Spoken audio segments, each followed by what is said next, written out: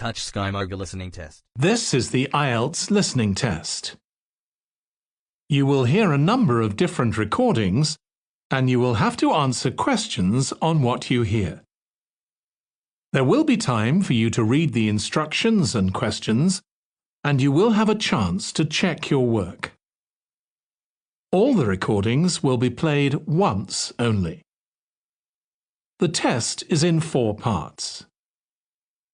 At the end of the test, you will be given 10 minutes to transfer your answers to the answer sheet.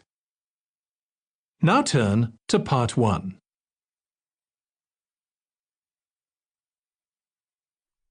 Part You should 1. answer the questions as you listen because you will not hear the recording a second time. Listen carefully and answer questions 1 to 6.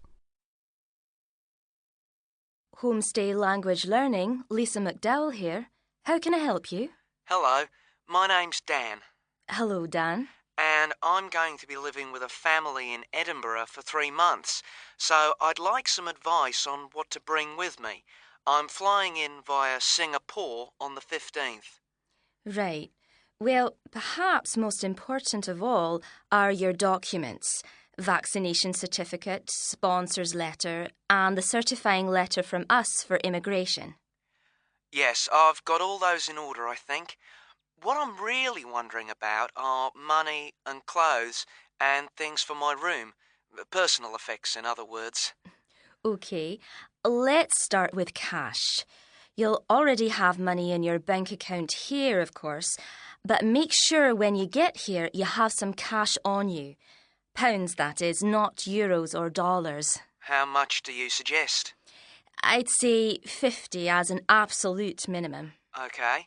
Now, the next thing is which clothes to bring. What do you think? Well, as I'm sure you know, it can get pretty cold here, so you will need some warm clothing. There are shops near here that sell winter clothes quite cheaply, so you really don't need to bring much. Do make sure, though, that you have at least one thick sweater and a jacket with you when you arrive here. The temperature's likely to be a lot lower than in Singapore. Thanks for the warning.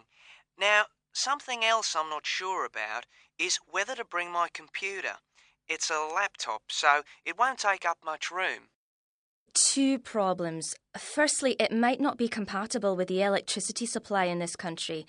And secondly, there's a risk of it getting broken in transit. Someone travelling here had hers smashed only last month. But surely I can carry it as hand luggage. Usually, yes, but because of all the tight security right now, you may have to check it in. So my advice is to leave yours at home. OK, I think I will. Is there anything else you'd advise against bringing? Well, you won't need household or cooking things. They'll all be provided. And importing food, of course, isn't allowed by customs, though I imagine you already knew that. Well, yes. But there are 1 or 2 things I'd suggest you find room for in your suitcase. Yes? Perhaps a few of your favourite cassettes or compact discs. Of course, you might be able to find them in the shops here, but then again, you might not. That's a good idea. Anything else? Yes, some photographs of people and places that are special to you could be nice. They can really make your room feel like home. It's just a thought. I'll see if I've got a few good ones. Before you hear the rest of the conversation, you have some time to look at questions 7 to 10.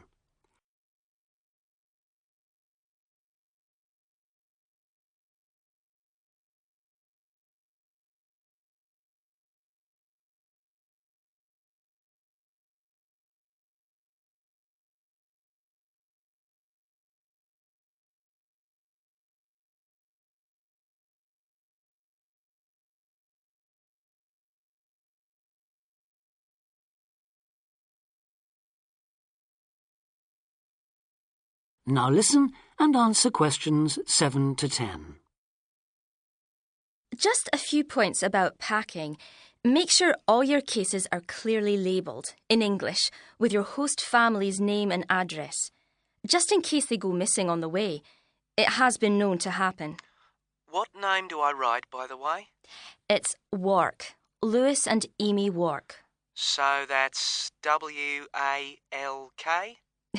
It's actually W-A-R-K.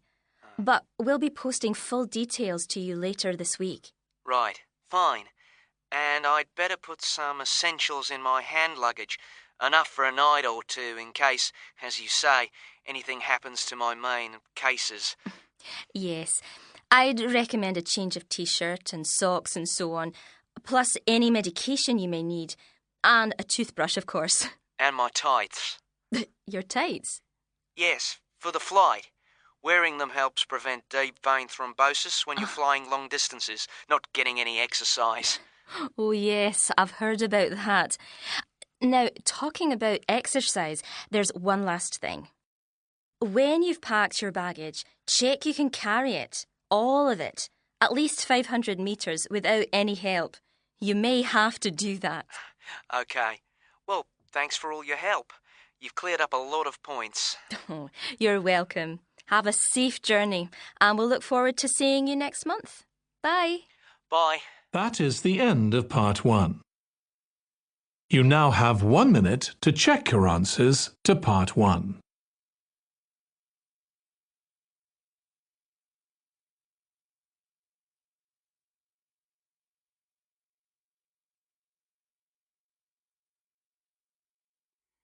You will Part hear 2. an extract from a talk about facilities for students with disabilities.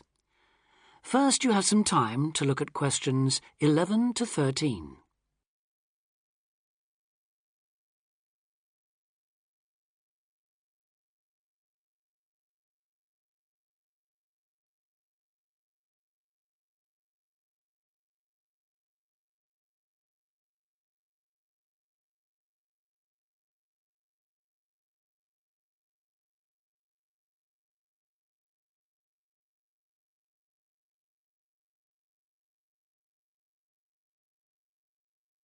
Now listen carefully and answer questions 11 to 13. Welcome to Student Times, the programme with all the latest on what's happening at universities around the country. Today we'll be discussing disabled applicants and the kind of support they can expect to find, or not find, at the university of their choice. With me to tell us more is Student Disability Advisor Sally Taylor. Good morning, Sally. Good morning, Hugh. I'd like to start by pointing out that although 1 in 4 people has some kind of disability, the proportion among students is much lower. This is partly because most students are under 25 and many people only develop their disabilities as they get older, but it's also because some universities don't do much to encourage access. It is true, though, that some have quite sticky problems when it comes to, for instance, wheelchair access, ancient buildings, cobbled streets built centuries ago, and so on. When faced with such a situation, some universities make an extra special effort to provide for students with particular disabilities, while others have specialist accommodation.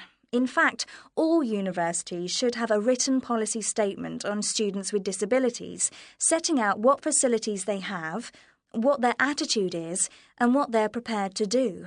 But having said that, only you can properly understand the challenges of any disability you have, and so before accepting a place at a university, or even while you're considering applying, if only to raise the university's awareness, it's good to talk to them and find out how much they can and will do for you. The problem is who to talk to.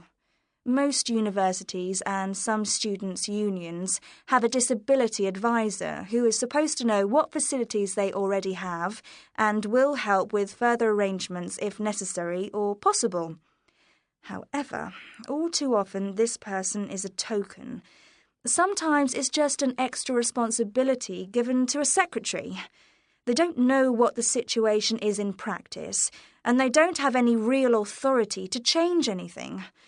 So, given that for any prospective student it's best to visit a university before applying, it's an especially good idea for students with disabilities or special needs to check whether the place really does come up to scratch. In general, the university should provide personal care and assistance, and there are certain key features to look out for if you have a particular disability, including the following. Before you hear the rest of the talk, you have some time to look at questions 14 to 20.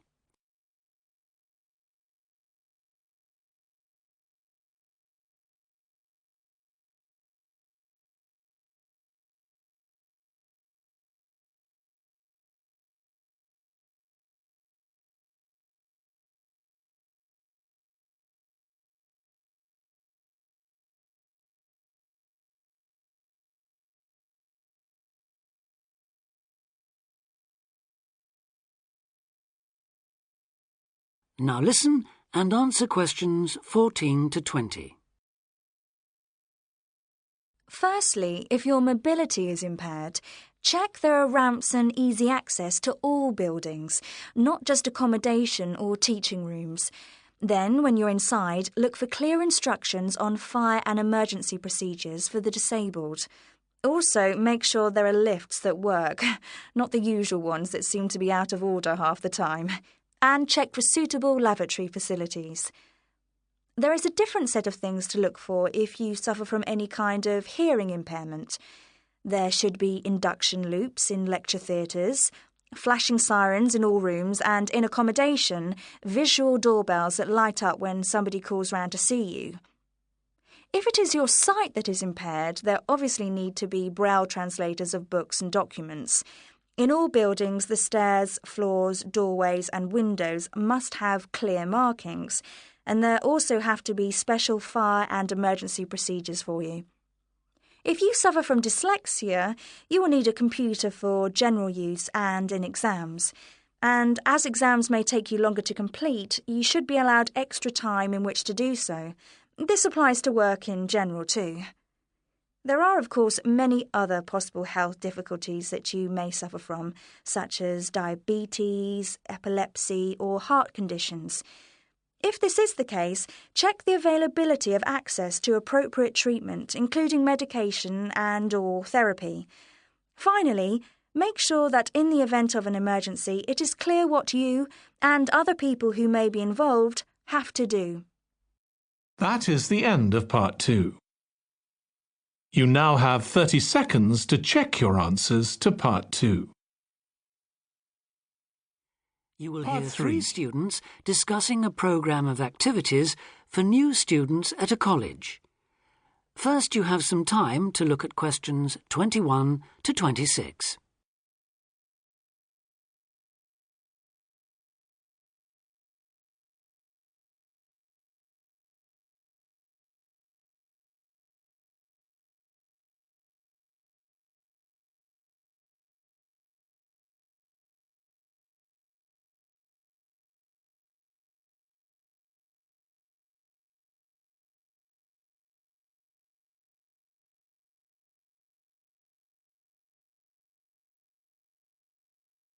Now listen carefully and answer questions 21 to 26. So you were both on last year's orientation course then? How did it go? I loved it. The activities were well organised and I met people from all over the world. Yes, it was useful. And you think I should sign up for this year's course? Yes, definitely. Apart from being fun, it really does prepare you for all the things you have to do in your first couple of weeks. In fact, one of the most useful things was chatting to people who'd already been there for a year, so-called senior students. They'd been on the orientation course the year before last and recommended it to us. Oh, and there was a great atmosphere at the formal dinner too. It was so colourful with people in their traditional dress from Asia, Africa, South America. It was one of the high points of the whole week. That was right at the end, of course. The first thing they did on the Monday was take us on a guided tour of the Students' Union. And after that, they took us round the city centre, showing us things like the bus station, the main shops. And the best pubs. Right, so it was very worthwhile. Yes, though maybe they could have taken us to a better nightclub. The music at the place we went to was lousy. That's a matter of taste, surely. Well, anyway, the next day they showed us around everything on the campus. And believe me, it was everything. We must have walked miles. I could have done with less information on every building in sight. given that I'll probably never need to go into half of them, and a bit more on places everyone's likely to use at some time or other, like the sports block, the health centre, the bicycle and car parks. Which reminds me, there was an afternoon session on how to drive in this country, which seemed to me a bit weird, for a university course. I suppose it's because there have been accidents involving students who aren't used to people driving on the left. I was there, actually. How was it? Well, I must say I was a bit disappointed. There were some useful driving tips, but it might have been more helpful if it had included stuff for pedestrians. How to avoid getting run over, for example. You didn't go to the session on safety, then? No. Well, apparently that dealt with road safety for pedestrians, along with lots of other aspects, of course. I wasn't there myself, but that might be something worth going to, Julia. Before you hear the rest of the discussion, you have some time to look at questions 27 to 30.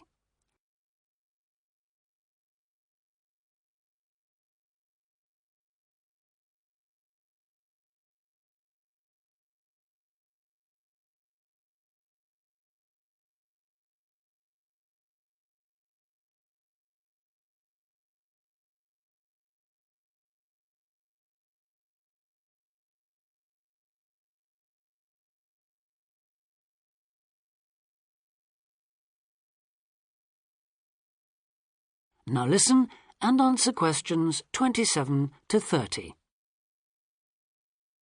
I like the sound of the whole thing.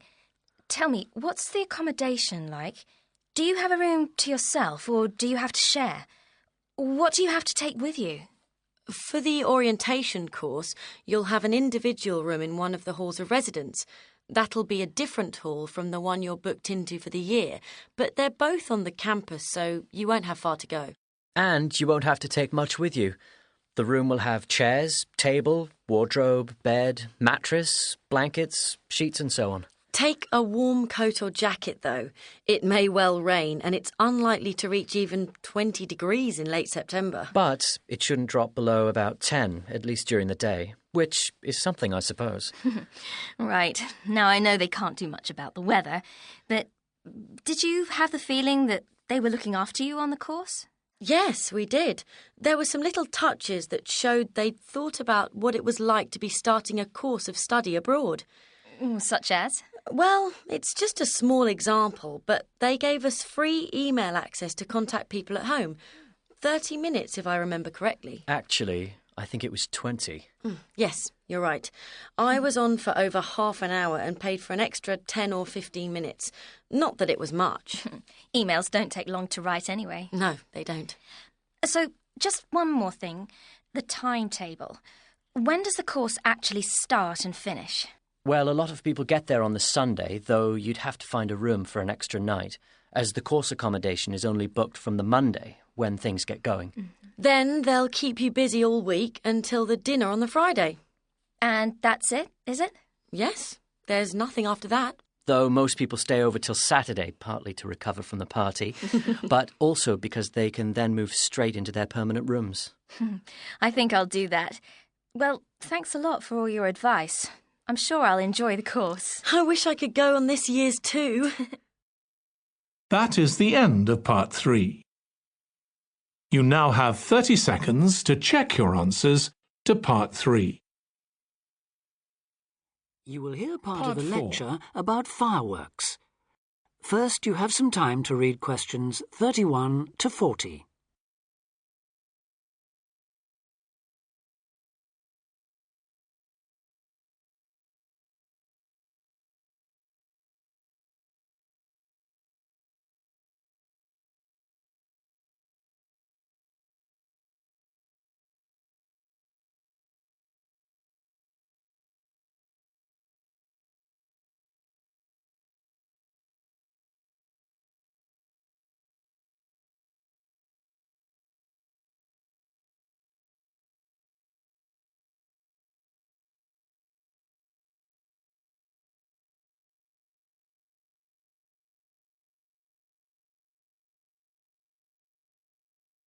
Now listen carefully and answer questions 31 to 40.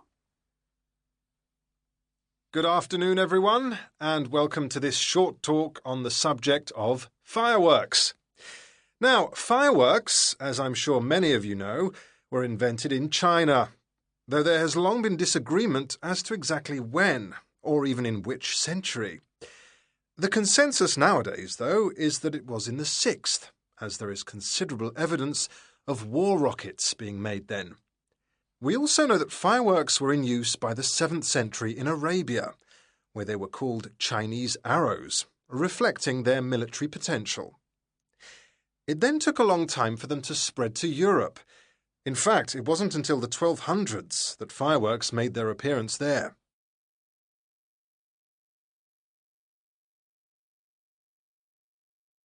The basic ingredients of fireworks have changed little to this day.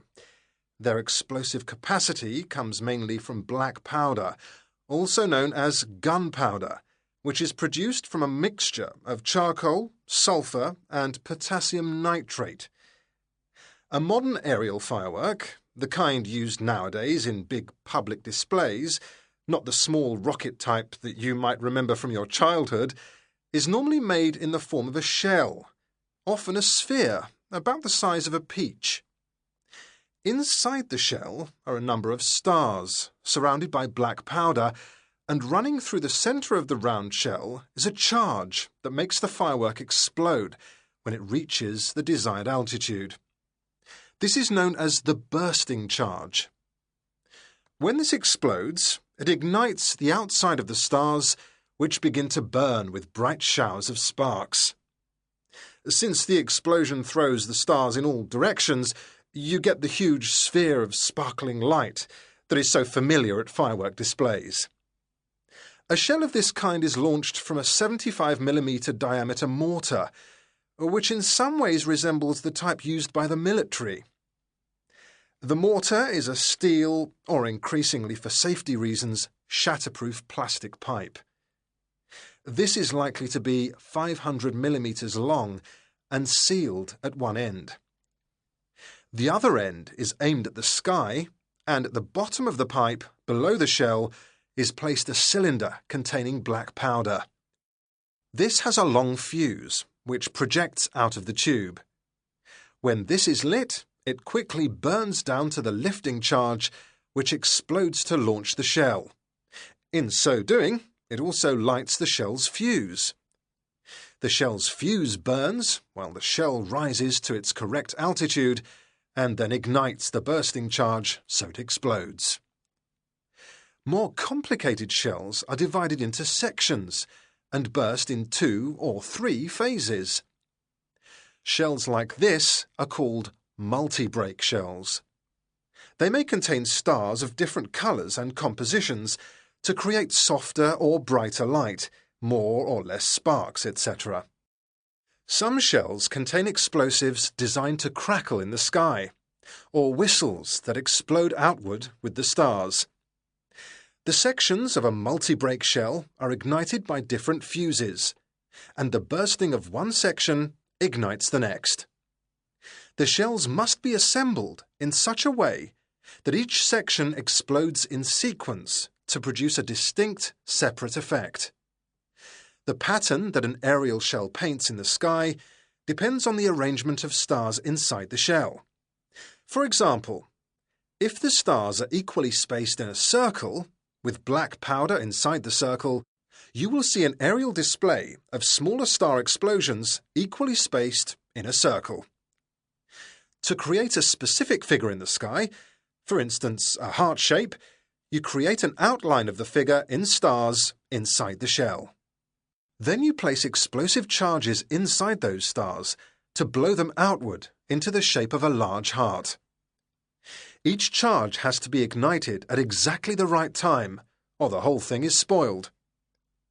Many other shapes have particular names, like the willow. This is formed by stars that fall in the shape of willow tree branches, spreading a little to the side and then downwards. The high charcoal composition of the stars makes them long-burning, so they may even stay visible until they hit the ground. The ring shell is fairly basic. It is produced by stars exploding outwards to produce a symmetrical ring of coloured lights. More complex is the pattern created by the palm, which contains large comets or charges in the shape of a solid cylinder. These travel outwards, explode and then curve downwards, like the limbs of a palm tree. The serpentine, the last one for now, is different again. When this one bursts, it sends small tubes of incendiaries scattering outwards in random paths, which may culminate in exploding stars. It can be quite spectacular. That is the end of the listening test. In the Ielts test, you would now have 10 minutes to transfer your answers to the answer sheet.